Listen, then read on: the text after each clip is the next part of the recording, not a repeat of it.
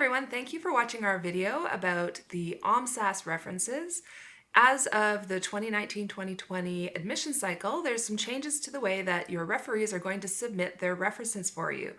The confidential assessment form has changed, and so in this video we're going to talk about the changes and show you the changes to the confidential assessment form, and we're going to tell you the reasons why the Ontario Medical Schools decided that these changes were valuable for you. And afterwards, you're welcome to email our office if you have any additional questions about the University of Toronto references, or email the different medical schools that you are applying to if you have specific questions about their references. So first, I should introduce myself. My name is Kendra Hawk. I am the Associate Registrar of Enrollment Management here at the University of Toronto, and I work with the MD program. These are my colleagues. I'm Lindsay Jackowitz, and I'm the Enrollment Coordinator for the MD program at the University of Toronto. My name is Alex, and I am the Student Enrollment Services Assistant working for the MD program at the University of Toronto. So, Lindsay, why don't you get started with So we're going to be showing you on the screen now what the new form is going to look like. So remember, as per the OMSAS guide, one of your referees should be academic, one should be non-academic, and the third can be one of your choosing. So when you enter the name and emails of your referees as part of your application, OMSAS will email them, and what you are looking at now on the screen is what your referee will see once they click the link from that email. Referees are instructed here to complete sections A to C of the confidential assessment form. They are not to mail or email this form to OMSAS or any individual medical school. So in section A, as you can see on the screen now, your referees will need to first define their relationship to you. They will indicate in what capacity they know you and also have the chance to clarify further in a text box. They will also indicate how long they have known you and the nature of your interactions. Remember, when you select your 3 referees, that they must be objective. References cannot be provided by family members, family friends, colleagues of family members, neighbors, or someone who may be perceived as your peer. Again, you will pick one academic referee and one non-academic referee, and a third that reflects another aspect of your life, whatever specific personal or professional attributes you may wish to highlight. Now on to section B, which is the assessment piece. This is also called the confidential assessment form. Your referee will be prompted to provide a competency-based evaluation. The skills assessed are adapted from the CAN-MET rules, and the skills to be evaluated would be communication skills, problem solving, professionalism, and empathy. After each assessment, they'll be prompted to leave 150-word comment that expands on their scoring with a justification. The word limit is intended to ensure comments demonstrate a concise and clear message. It is designed to be enough to support their evaluation. So this is the major change. We will no longer require a narrative letter. It will not be broken down into specific competency or skills that will be evaluated. So as you see right now on the screen, which is what your referee will be seeing, there are some sections that are blacked out because we are keeping the exact wording and area of evaluation confidential to protect the integrity of the evaluation process. On to section C, which is a referee acknowledgement. Referees are certified that the information provided on the form is true and their work is done. This is essentially a non-disclosure statement as well. Information from the confidential assessment form is strictly confidential. As such, referees are required to sign in electronically and indicate that they will not divulge such information.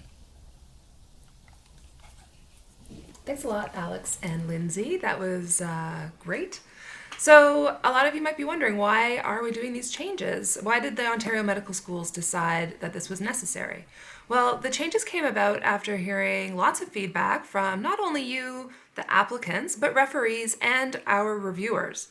From an applicant perspective, these changes are really positive. They're going to reduce a lot of bias, a potential for bias in the narrative letter. You won't be judged any longer on how well your referee can write a letter, but more specifically on these competencies that the medical schools have decided, and through the CAN-MET rules have shown, are important traits for future physicians. So you're going to be assessed specifically on the skills that you need, and it's going to be in a less biased, very clear manner.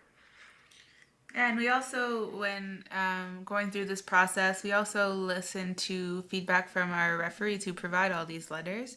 And what we got, and based on their feedback, we wanted to do a simplified version of the form where the competencies were clearly defined for them. So they know exactly what we're looking for, and they can comment specifically on those things that we are looking for.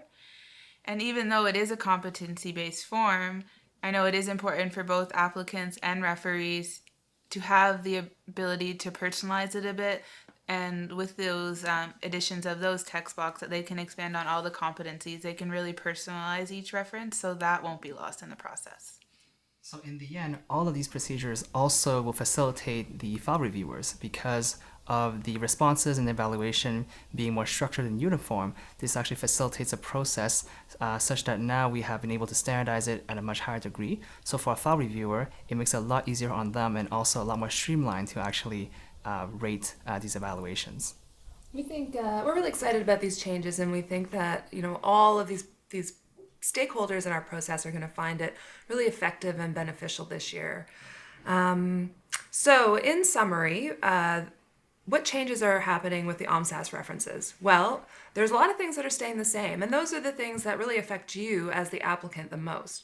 What's staying the same is how you choose your referees. You need to check and see what the requirements are from the med schools you're applying to and select referees that are going to show you in the best light according to what they're looking for.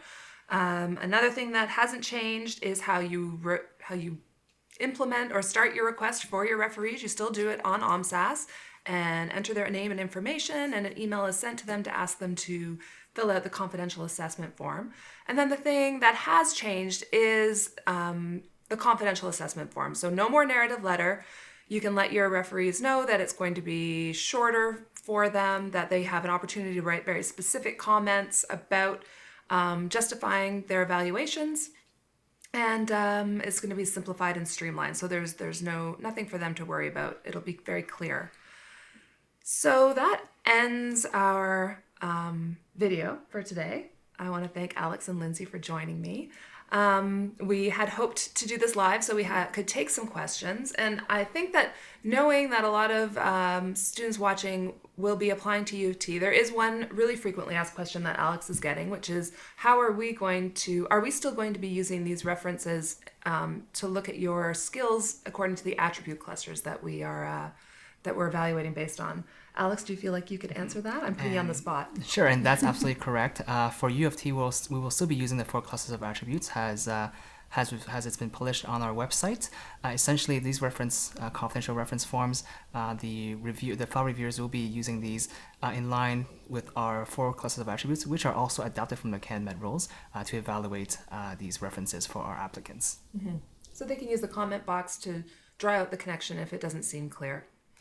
Anyway, thank you very much for watching the video.